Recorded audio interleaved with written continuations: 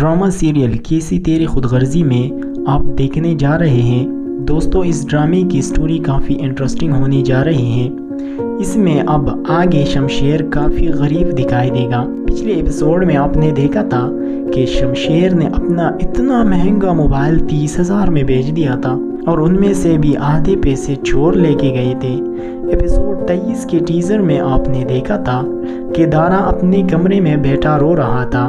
جیسے ہی وہ کمرے سے باہر نکل رہا ہوگا تو کمرے کے آگے اس کی بیوی کھڑی ہوگی اور وہ دارا سے کہے گی کہ اس انسان کے لیے کیا رونا دھونا جو ہمیں چھوڑ کر چلا گیا ہو۔ اب تم سب لوگ یہ ڈرامہ بس کر دو۔ ممی کو بھی میں سمجھا کر تھک گئی ہوں، لیکن ان کو تو میری کوئی بات سمجھ میں نہیں آتی، اور یہاں دیکھوں تو تم اپنے بھائی کے غم میں بیٹھے ہو۔ آخر تم سب لوگوں کو ہو کیا گیا ہے؟ کب تک اس کا غم مناتے رہو گے؟ جب اس نے جانے سے پہلے کچھ نہیں سوچا تو تم سب اتنے پریشان کیوں ہوتے ہو؟ دارا اپنی بیوی سے کہے گا شمشیر نے جو فیصلہ کیا ہے وہ بالکل ٹھیک کیا ہے۔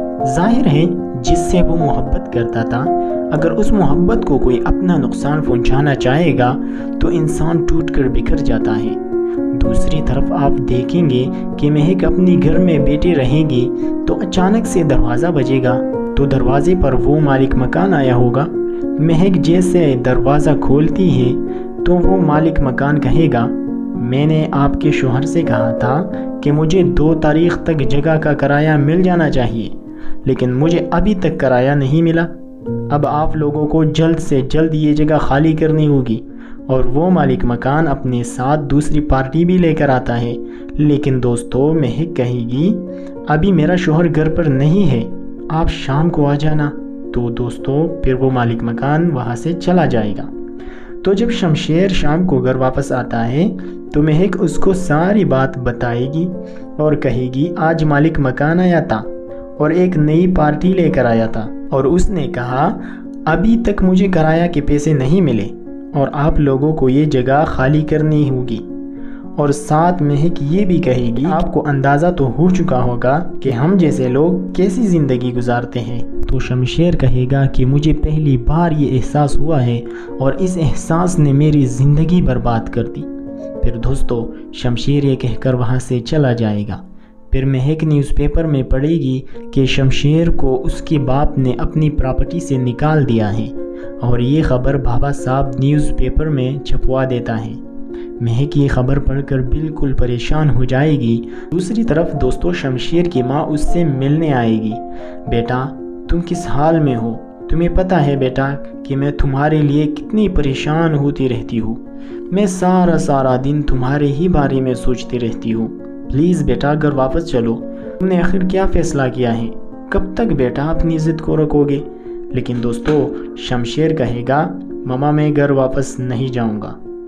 جس گھر میں باپ کے روپ میں ایک درندہ رہتا ہو میں وہاں کبھی بھی نہیں آ سکتا۔ اسی بات پر شمشیر کی ماں اسے تھپڑ مارے گی اور کہے گی وہ تمہارا باپ ہے، تم نے تو اپنی باپ کی عزت ہی اچھال دی ہے۔ میں مانتی ہوں کہ تمہارے باپ نے تمہارے ساتھ غلط کیا ہے، لیکن اس کا ہرگز یہ مطلب نہیں کہ تم اپنی باپ کو الٹے سیدھے الفاظ بولو۔ پھر شمشیر کی ماں غصے میں وہاں سے چلی جائے گی۔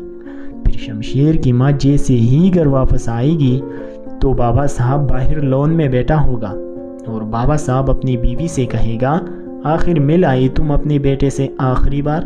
تو اس کی بیوی کہے گی آخری بار کیوں؟ وہ میرا بیٹا ہے، میں جب چاہوں گی اس سے ملنے چلے جاؤں گی۔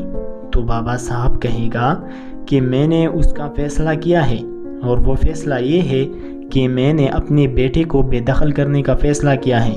بابا صاحب کی اس بات پر اس کی بیوی کو بہت دکھ ہوگا اور وہ وہاں سے بھی چلی جائے گی اور جا کر اپنی کمرے میں بیٹھ جائے گی، اور اپنی ماں کے پیچھے دارا بھی چلا جائے گا۔ آگے آپ لوگ دیکھیں گے کہ مہک اور شمشیر پولیس اسٹیشن آئیں گے اور وہ پولیس والا شمشیر سے پوچھے گا کہ شہر میں کس کی شامت آ گئی ہے کہ آپ رپورٹ درج کرنے آ گئے ہیں؟ تو شمشیر اس سے کہے گا کہ نواب زادہ دلاور کی۔